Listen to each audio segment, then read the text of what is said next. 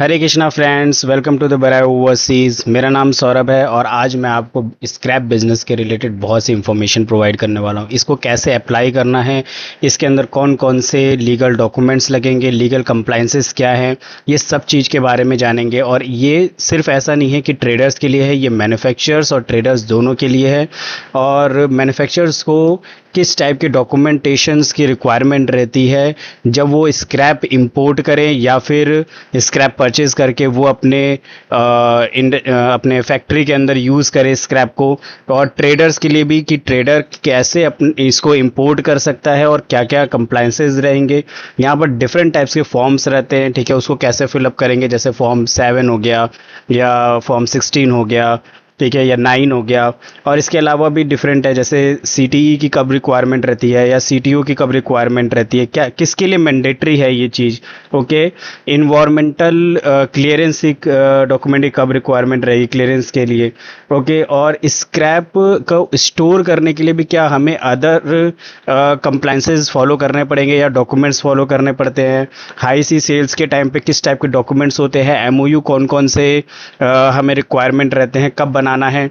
और एग्रीमेंट्स मैं आपको शो करूंगा, लाइव डॉक्यूमेंट्स भी आपको मैं शो करने वाला हूँ, एमओयू भी शो करने वाला हूँ और एग्रीमेंट्स भी शो करने वाला हूँ, प्रोसेस भी दिखाने वाला हूँ। ओके, तो ये बहुत ही इंफॉर्मेटिव वीडियो रहने वाली है। ओके, तो हम स्टार्ट करते हैं। ओके, तो सबसे पहले ना काफ़ी ट्रेडर्स का ये एक तरह से बिगेस्ट कह सकते हैं मिथ है कि उन लोगों को लगता है कि ना वो मेल्टिंग कर रहे हैं, ना रिसाइकलिंग कर रहे हैं, ना मैन्युफैक्चरिंग कर रहे हैं, ठीक है, खाली जस्ट इंपोर्ट कर रहे हैं और सेलिंग कर रहे हैं डिफरेंट स्क्रैप्स मटेरियल्स के अंदर। तो क्या उनको पोल्यूशन कंट्रोल बोर्ड का रिक्वायरमेंट है, मतलब सर्टिफिकेट का या अप्रूवल की रिक्वायरमेंट है? तो मैं आपको बताऊं कि बिल्कुल है। ओके, क्योंकि अगर आपके पास पोल्यूशन कंट्रोल बोर्ड का अप्रूवल या सर्टिफिकेट नहीं है तो आपका जो शिपमेंट है वो सीज हो सकता है, कस्टम क्लियरेंस नहीं होगा। ओके, क्योंकि रीज़न ही है ना कि आपका जो स्क्रैप है, आप उसका जो वेस्ट है एक तरह से वो आप मूव भी कर रहे हो एक जगह से दूसरी जगह, स्टोर भी कर रहे हो, ओके, और ट्रांसफ़र भी कर रहे हो। और ये जो फ्रेमवर्क है, रेगुलेटरी फ्रेमवर्क के हिसाब से ये हाइड्रोजियस मटेरियल में आता है, ओके, वेस्ट में आता है। और इसके लिए अथराइजेशन रिक्वायर्ड रहता है, रिकॉर्ड्स चाहिए होते हैं, और जो भी आप मूवमेंट कर रहे हो उसके डॉक्यूमेंट्स वगैरह सारी चीज़ें की रिक्वायरमेंट रहती है। ओके, तो इसके अंदर प्रॉपर डॉक्यूमेंट्स की रिक्वायरमेंट रहेगी और लीगल कंप्लाइंसेस जो भी है हमें फॉलो करना है। अभी इससे पहले मैं आपको बताऊं कि स्क्रैप का बिजनेस हम मिलियंस ऑफ मैट्रिक टन्स जो है स्क्रैप आज की डेट में इंपोर्ट हो रहा है और ये एनुअली आप समझिए कि बहुत ज़्यादा ग्रो कर रहा है। ओके, चाहे वो मैन्युफैक्चरर के लिए हो, चाहे रिसाइकलर के लिए हो। सबसे पहले ना आप इस बिज़नेस में एंटर करने से पहले आप ये समझिए कि आपको इसके अंदर वर्कआउट कैसे करना है, एज अ मैन्युफैक्चरर करना है, एज अ रिसाइकलर करना है, या जस्ट ट्रेडिंग करना है। ओके, तो क्योंकि आपके जो डॉक्यूमेंट्स और कंप्लाइंसेस है ना उसी के ऊपर फॉलो करेंगे, क्योंकि जैसे जैसे आपके मतलब नीड्स है, मतलब जैसे आप मैन्युफैक्चरर हो तो उसके डॉक्यूमेंट्स अलग रिक्वायर्ड रहेंगे, ट्रेडर्स के अलग रहेंगे। ओके, रिसाइकलिंग के लिए अलग और डॉक्यूमेंट्स की रिक्वायरमेंट रहती हैं, ठीक है, लीगल कंप्लाइंसेस फॉलो करने पड़ते हैं। ओके, तो ये डिफरेंट टाइप्स के स्क्रैप्स हैं। ओके, जैसे ये कैन का है या रबर के स्क्रैप में आप वर्कआउट करना चाहते हो, एल्यूमिनियम में, या जिसमें भी आप करना चाहते हो। ओके, अब जैसे ट्रेडर वर्सेस मैन्युफैक्चरिंग की अगर मैं बात करूं, ओके, तो मैन्युफैक्चरर के लिए सबसे पहले क्या है, मैन्युफैक्चरर वो सारी चीज़ें कर रहा है, जैसे मेल्टिंग भी कर रहा है, ठीक है, स्क्रैप का कटिंग भी कर रहा है, रिसाइकलिंग भी कर रहा है, केमिकली ट्रीटमेंट भी कर रहा है, उसमें जो भी चीज़ें, उसमें जो भी फाइनल गुड्स बनाने के लिए। तो सबसे पहले उसको सीटीई की ज़रूरत होती है, सीटीओ की रिक्वायरमेंट होती है, कंसेंट ऑफ टू इस्टेब्लिश और कंसेंट टू ऑपरेट, ठीक है। इसके अलावा अगर लार्ज स्केल के अंदर इन्वायरमेंटल क्लियरेंस की भी रिक्वायरमेंट रहेगी। ओके, तो ये सारी चीज़ें हैं। अभी जैसे अगर कोई ट्रेडर है, ठीक है, तो ट्रेडर के लिए अभी ये डॉक्यूमेंट नहीं रहेगा। ओके, इसके अलावा अदर्स डॉक्यूमेंट्स रहेंगे। लेकिन मैं आपको बताऊं कि अगर आप ट्रेडर हो तो आपको स्टेजेस के डॉक्यूमेंट्स के बारे में पता चल रहना चाहिए, जैसे प्री शिपमेंट के डॉक्यूमेंट्स क्या हैं, पोस्ट शिपमेंट के डॉक्यूमेंट्स क्या है, क्या क्या कंप्लाइंसेस आपको फॉलो करने हैं। ओके, ये सारी चीज़ों का आइडिया होना चाहिए। जैसे ट्रेडर के लिए क्या है, यूजली जो नीड्स होती हैं फॉर्म 7 की होती है। मैं आपको सारी चीज़ें बताऊँगा कि फॉर्म 7 किस लिए होता है, या फिर फॉर्म 6, 9, 3, 4 कब कहाँ क्या काम आता है। ओके, कब रजिस्ट्रेशन करना है, ये भी चीज़ें हैं बताऊँगा मैं आपको। ये सारी रिक्वायरमेंट रहेंगी, 7 की भी रहेंगी, 6, 9, 3, 2024, और आपका प्री शिपमेंट इंस्पेक्शन सर्टिफिकेट होता है। बहुत से एक तरह से इंपोर्टर्स एक ये सबसे बड़ी गलती करते हैं कि वो प्री शिपमेंट इंस्पेक्शन सर्टिफिकेट नहीं करवाते, ओके, या करवाते हैं तो कभी कभार क्या होता है कि बायर ये फेक भी प्रोवाइड कर देता है। तो इसका एक तरह से जांच कराना भी ज़रूरी है कि ये सही प्रोवाइड किया है कि नहीं, ठीक है। आप कंटेनर, आपके shipping bill pay container number वगैरह ये सारी चीज़ें अच्छे से चेक करिए आप, ओके। और CHA से कंफर्म वगैरह कराइएगा ज़रूर, जो भी आपके डॉक्यूमेंट्स वगैरह रहते हैं। अब अगर आप इंपोर्टर हो या ट्रेडर हो, अगर आप इस स्क्रैप को स्टोर करना चाहते हो ना, तो किस टाइम पे आपको परमिशन की रिक्वायरमेंट रहेगी पोल्यूशन कंट्रोल बोर्ड की। जैसे अगर आप किसी भी स्क्रैप को, किसी भी टाइप के स्क्रैप को, और कहीं पर आपको 72 आवर्स से ज़्यादा अगर आपको स्क्रैप को होल्ड करना है किसी एक पर्टिकुलर प्लेस के ऊपर या स्टोरेज साइट पर, तब आपको पोल्यूशन कंट्रोल बोर्ड के सर्टिफिकेट के अप्रूवल की रिक्वायरमेंट रहेगी। पोल्यूशन कंट्रोल वो भी स्टेट के, ओके, या फिर हाई वॉल्यूम में है, या फिर अगर जहाँ पर जो मटेरियल है आपका, ठीक है, वो किस जगह पर है, ठीक है, कोई सेंसिटिव जोन तो नहीं है, ठीक है, या फिर वाटर बॉडीज वगैरह ये सारी चीज़ें। तो अकॉर्डिंगली आपको जो भी स्टोरेज साइट है आपका, तो उसके अकॉर्डिंगली आपको स्टेट पोल्यूशन कंट्रोल बोर्ड का परमिशन लगता है, ओके। अच्छा, अब इसके अंदर जो पोल्यूशन कंट्रोल बोर्ड है कौन कौन से होते हैं, स्टेट होता है और एक सेंट्रल होता है। अब किस स्टेट के अंदर क्या क्या आता है और सेंट्रल के अंदर क्या क्या आता है, वो चीज़ आप देख सकते हो। जैसे कि अगर आप सेंट्रल की बात करें तो इस टाइम में इसके अंदर जो कोऑर्डिनेशन होती है वो कस्टम के साथ या हो गया, या पोर्ट अथॉरिटीज़ के साथ हो गया, या इंटरनेशनल एजेंसीज़ के साथ हो गया, ठीक है। अभी लिस्ट को मेंटेन करने के लिए जो अथराइज्ड रिसाइकलर्स है, इंपोर्टर्स हैं या फिर ट्रेडर्स है, उनके लिए, ठीक है, कोई वायलेशन ना करे, ठीक है। अब इसके अलावा स्टेट के अंदर क्या आ रहा है, जैसे आपका कोई मैन्युफैक्चरिंग यूनिट आप डाल रहे हो तो ठीक है, तो CTE की ज़रूरत होती है या CTO की ज़रूरत हो रही है, ठीक है, वन टाइम ट्रेडर अथराइजेशन की रिक्वायरमेंट है, ठीक है, ये सारी चीज़ों के। या फिर जो आप इसके अंदर क्या होता है कि एनुअल रिटर्न्स भी आपको भरना होता है, ठीक है, तो उसके लिए फॉर्म 4 होता है, और डॉक्यूमेंट वेरिफिकेशन हो गया, ठीक है, कंप्लायंसेस मॉनिटरिंग हो गया। तो ये सारी चीज़ें रहती हैं इन दोनों के अंदर जो एक तरह से है। अब जैसे कि मैंने आपको फॉर्म के रिलेटेड बताया था, कौन से फॉर्म किस टाइप में कहाँ काम आएंगे, ठीक है, जो आपको भरने होते हैं, ठीक है। जैसे जब आप अप्लाई करते हो तो फॉर्म 7 की रिक्वायरमेंट रहती है, ठीक है, जब आप इंपोर्ट करना है या ट्रेड करना है, ठीक है, तो ये वन टाइम के लिए होता है, ओके। एक तरह से अथराइजेशन चाहिए होता है, तो ये फॉर्म 7 की रिक्वायरमेंट होती है, एक तरह से ये एंट्री करने के लिए, ओके।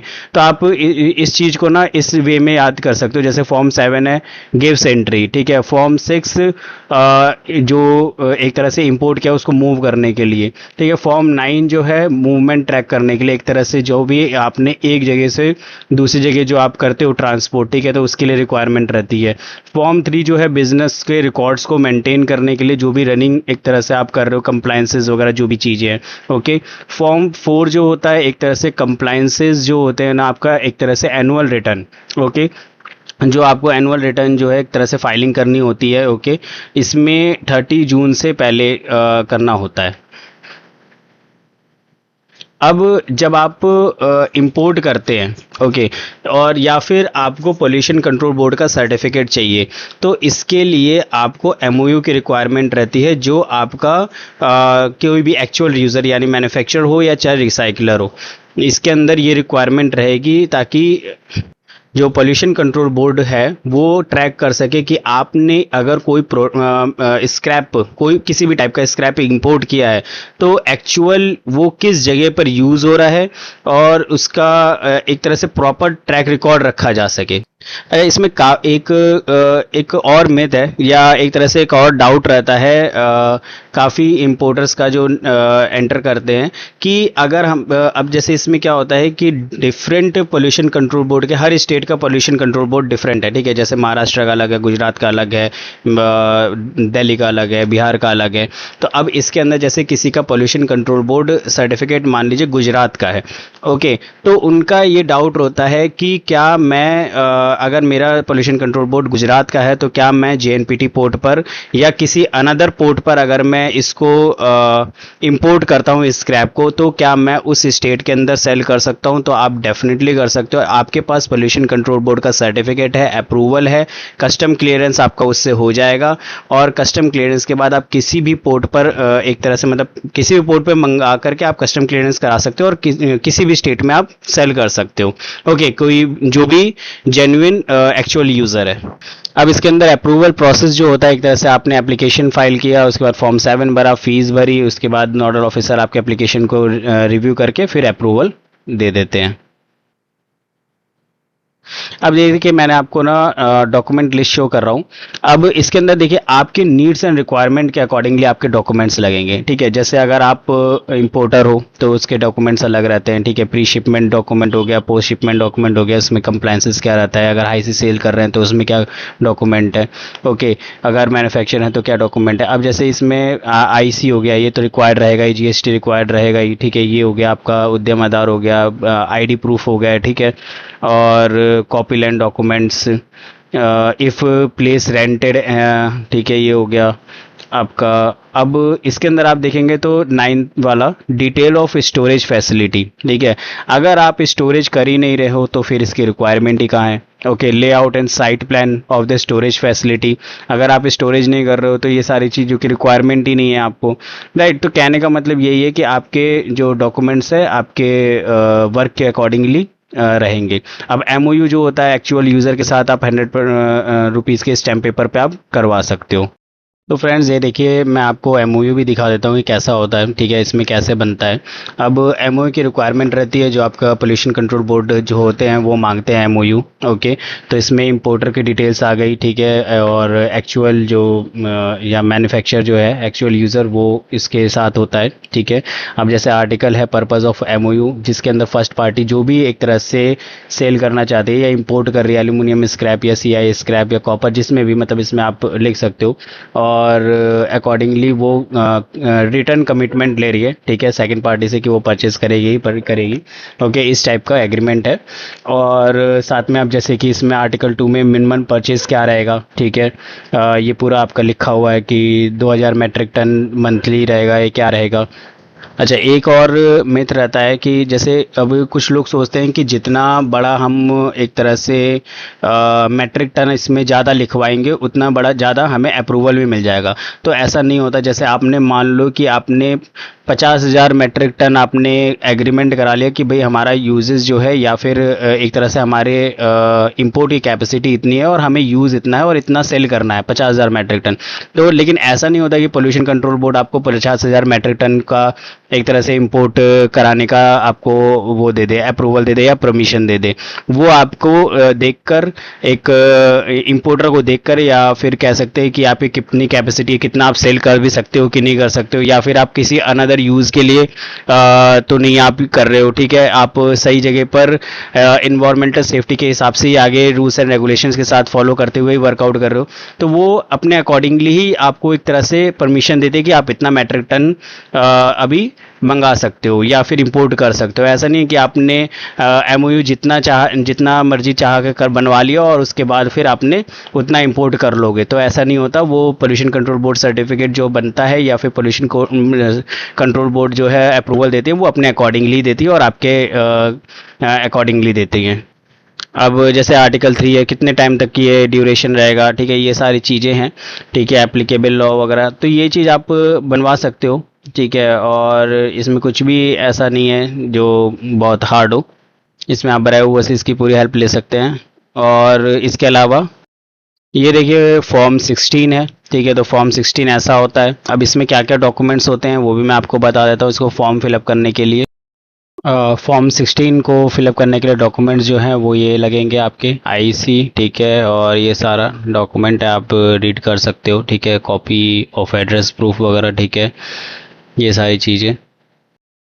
ओके फ्रेंड्स, तो ये एक अनदर डॉक्यूमेंट है, ठीक है, ये हाई सी सेल कॉन्ट्रैक्ट है, ओके, जो बायर और सेलर के बीच में होता है, ठीक है। तो ये आप देख सकते हैं कि इसके अंदर क्या क्या मैंडेटरी है। ये भी एक तरह से प्रोफेशनली आपको वर्कआउट करना चाहिए, क्योंकि इसमें काफ़ी प्रॉब्लम्स हो जाती हैं, ओके, रियल टाइम बेसिस पे। तो अगर आप देखेंगे, ठीक है, तो ये कॉन्ट्रैक्ट है, इसमें जैसे कि आपका डिस्क्रिप्शन ऑफ गुड सोल्ड क्या होने वाला है, ठीक है, कितना क्वांटिटी है, वेसल नंबर क्या है, बीएल नेम और डेट क्या है, ठीक है, हाइज रेट क्या है, सीआईएफ प्लस 2% है, ठीक है, पेमेंट डॉक्यूमेंट कैसे आएगा, ठीक है, ये पूरा आपका लिखा रहेगा, डिलीवरी कैसे रहेगी, ठीक है, इंपोर्ट ड्यूटी क्लियरेंस चार्जेस वगैरह डेट वगैरह के साथ, ठीक है, सारी चीज़ें, स्टोरेज क्या है यहाँ पर पूरा लिखा रहेगा, कितना मेट्रिक टन प्लस सर्विसेज वगैरह है, इंश्योरेंस क्लेम क्या है, ठीक है, ओके, यहाँ पर सेलर और बायर की डिटेल रहेगी, साइन सिग्नेचर के साथ सब कुछ, ओके, मतलब उनका केवाईसी वगैरह सब कुछ और विटनेसेस, ठीक है।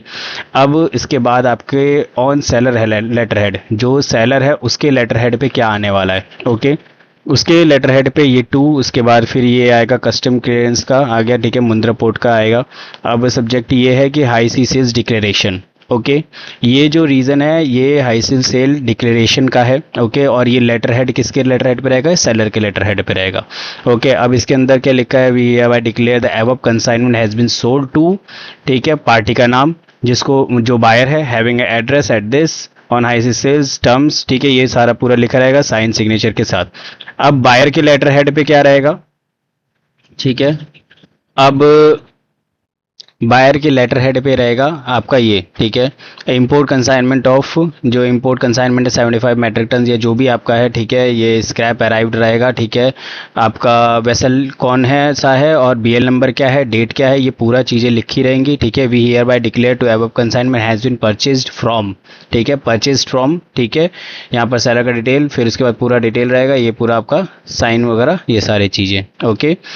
अब इसके अंदर 2 कॉपी चाहिए होगी to be print on a buyer letterhead पे, ठीक है, ये चीज़ आपका यहाँ पर रहेगा, और बीएल नंबर डेट वगैरह, और यहाँ पर सीएचए, ठीक है, सीएचए की डिटेल रहेगा, कौन सीएचए, पूरा licensed custom agent as our CHA, ठीक है, ये पूरा किसके लेटर हेड पे रहेगा, बायर के। तो ये आपका कस्टम क्लियरेंस जो करवा रहे होंगे जो सीएचए होंगे उसके रिलेटेड है, ठीक है, अपॉइंटमेंट ऑफ सीएचए, ठीक है। अब आपको मैं दोबारा बता दे रहा हूँ, पहले रहेगा आपका buyer seller contract, okay, buyer seller contract के बाद आपका ऑन सेलर लेटर हेड पे, ठीक है, मतलब जो सेलर का लेटर हेड रहेगा, मतलब सेलर की कंपनी का लेटर हेड रहेगा, उसके ऊपर ये रहेगा कि वो हाई सी सेल डिक्लेरेशन कर रहे हैं, ओके, ये तो सेकंड हो गया।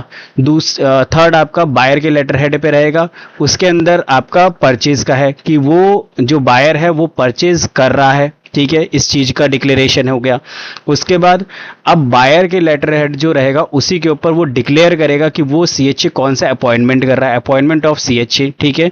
तो ये सारे डॉक्यूमेंट्स आपके मैंडेटरी हैं, आप समझिए, ताकि आपके साथ कोई भी फ्रॉड ना हो सके, कोई भी प्रॉब्लम ना हो सके, और हाई सेल भी आप इजीली वर्कआउट कर सके विदाउट कोई प्रॉब्लम के, ठीक है। अब आप इसके अंदर देख सकते हैं कि डिक्लेरेशन कितने हो रहे हैं, ठीक है, बायर भी कर रहा है, सेलर भी कर रहा है, कॉन्ट्रैक्ट होने के बाद भी, ठीक है। तो इतने सेफ्टी मेजर्स के बाद आपका जो वर्क है बहुत ही स्मूथ और इजीली होगा।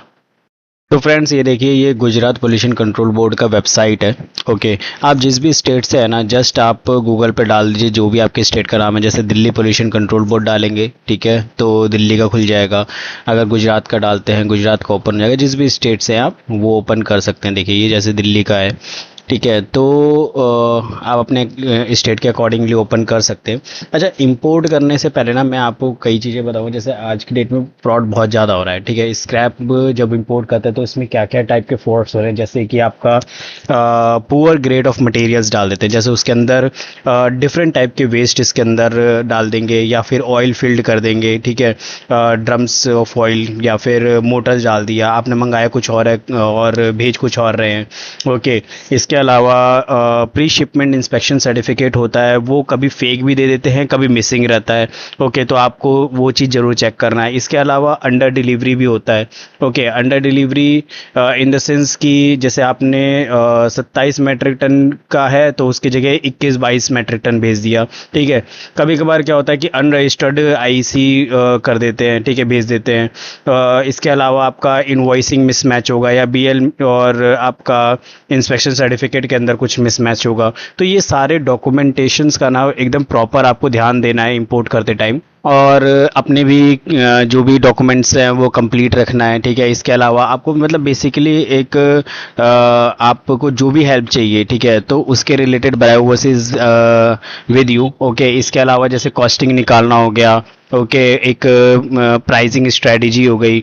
अब काफ़ी लोग ये सोचते हैं कि जैसे कुछ इंपोर्टर्स होते हैं, तो जैसे उनका कनेक्शन अगर किसी कंट्री के अंदर है तो वो खाली उसी कंट्री को फोकस करते हैं, राइट। अगर जैसे दुबई है तो अगर उनका कुछ कोई नोन पर्सन है वहाँ पर तो खाली दुबई में फोकस करेंगे, किसी अदर कंट्री का देखेंगे ही नहीं, राइट। तो ऐसा नहीं होता, हमें कॉस्टिंग देखते रहना पड़ता है कि अगर किसी दूसरे कंट्री से अगर हम इंपोर्ट करा रहे हैं, ठीक है, स्क्रैप, तो अगर वहां से इंपोर्ट करने के बाद हमें उसके अंदर मार्जिन ज़्यादा मिल रहे हैं तो हमें उस पर ही फोकस करना है। लेकिन हमें क्या है कि नॉन पर्सन की वजह से हम खाली एक ही कंट्री पे फोकस कर पाते हैं, राइट। तो एक नेटवर्क जो है ना वो बहुत ही इंपॉर्टेंट है, तो इस नेटवर्क का भी आप बेनिफिट उठा सकते हो, ओके। इसके अलावा चलिए मैं आपको दिखाता हूँ। अभी ये पोल्यूशन कंट्रोल बोर्ड का एक तरह से वेबसाइट है। अब ये क्या है कि हर स्टेट का अपना अपना है, आप ऑनलाइन भी कर सकते हो और ऑफलाइन भी कर सकते हो अप्लाई इसके अंदर।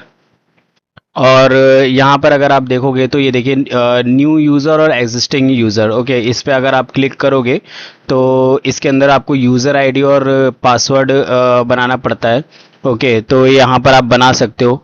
तो इसके पास आपके पास ना ईमेल पे आईडी पासवर्ड भी आता है, उसके बाद फिर अकॉर्डिंगली आप लॉगिन करके सारी चीज़ें कर सकते हो। अच्छा, अब इसके अंदर कंसेंट का फ्री स्ट्रक्चर भी आप चेक कर सकते हो, ठीक है। इन्फॉर्मेशन पे आप क्लिक करोगे ना, कंसेंट फ्री स्ट्रक्चर पे जाओगे, ओके। तो यहाँ पर आप देखो कंसेंट फ्री स्ट्रक्चर, आपको ढेर सारे मिल जाएंगे। Late fees of industry has not applied, CTE और सी ऑथराइजेशन या रजिस्ट्रेशन के लिए क्या फीस है, ठीक है। इसके अंदर भी आपका एक तरह से ये कंसेंट टू इस्टेब्लिश, ठीक है, और कंसेंट टू ऑपरेट। अब जैसे इस पे आपको क्लिक करेंगे ना आप पीडीएफ पे, तो ये देखिए आपके पास फीस स्ट्रक्चर आ जाएगा, ये सारी चीज़ें अकॉर्डिंगली, ठीक है। तो आप इसको रीड कर सकते हो और इसमें बेटर आपको आइडिया मिलेगा, ओके। ये देखिए सेक्टर और इंडस्ट्री के हिसाब से सारी चीज़ें लिखी हुई हैं। तो इसके अंदर एक प्रॉपर आपको आइडिया होना चाहिए, तो आप ये रीड कर सकते हो, ठीक है।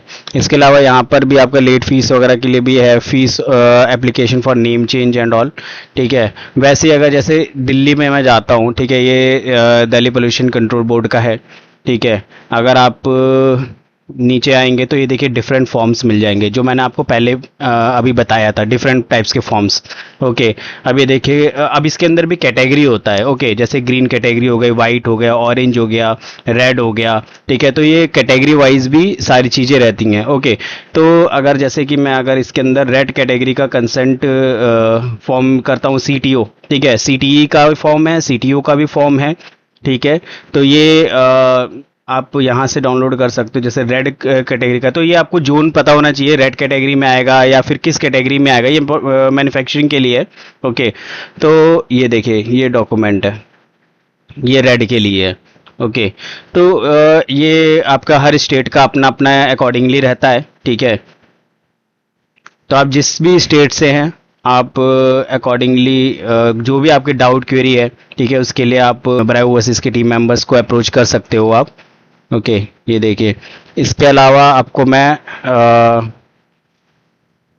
ये देखिए ये सिटी ग्रीन का है, ठीक है।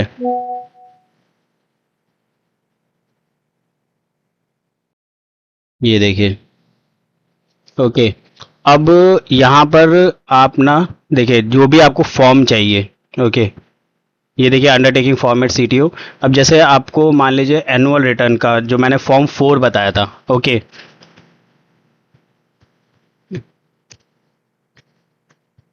एनुअल रिटर्न डालेंगे ना और यहाँ पर अप्लाई किया आपने, ये देखिए आ गया form for annual return form 4, okay. और फ्लाई ऐश यूटिलाइजेशन का एनुअल फॉर्म, ठीक है, रिटर्न ये है। चलिए मैं फॉर्म 4 आपको दिखाता हूँ। ये आपने डाउनलोड किया, ये देखिए ये है फॉर्म 4 जो एनुअल रिटर्न करना होता है। और ये देखिए यहाँ पर लिखा हुआ है 30 of June of every year, okay. तो ये चीज़ भी आपको ध्यान देना है, ये देखिए। तो ये अपने स्टेट वाइज आप अपने अकॉर्डिंगली जो है अप्लाई कर सकते हो और ब्राइव ओवरसीज़ का भी हेल्प ले सकते हैं आप। ये देखिए फ्रेंड्स, ये है आपका सर्टिफिकेट। ओके, तो आप देख सकते हैं कि ये ओरिजिनल सर्टिफिकेट है। यहाँ पर आपका ग्रांटेड, कंपनी का नाम, आईसी नंबर, उसके बाद ऑफिस कहाँ है ये पूरा लिखा रहेगा। यहाँ पर आपको क्वांटिटी मिल जाएगी और स्क्रैप कौन कौन सा है, ठीक है, जैसे एल्यूमिनियम हो गया, कॉपर, आयरन, स्टील स्क्रैप, ये सारी चीज़ें, ठीक है, ये पूरा रहेगा यहाँ पर। ओके, प्रिंट डेट और इम्पोर्टर नेम वगैरह यहाँ पर सारी चीज़ें। इसके बाद फिर आपका ये साइन वगैरह अथॉरिटी का, उसके बाद ये आपका सर्टिफिकेट रहेगा। ऐसा आपके पास फाइनल सर्टिफिकेट जो है बन के आएगा। आई होप कि आप लोगों को ये वीडियो बहुत ही पसंद आया होगा, नॉलेजेबल लगा होगा। बाकी कोई भी डाउट, क्वेरी, कंसल्टेंसी के लिए आप हमें अप्रोच कर सकते हैं। We will help you definitely. WhatsApp channel है, इसको भी आप फॉलो कर सकते हो। इसके ऊपर डेली मार्केट अपडेट्स और नए नए वीडियोस, ऐसे इंफॉर्मेटिव वीडियोस अपलोड होते रहते हैं और कंटेंट आते रहते हैं, तो ये भी आप फॉलो कीजिएगा। ओके फ्रेंड्स, हरे कृष्णा फ्रेंड्स।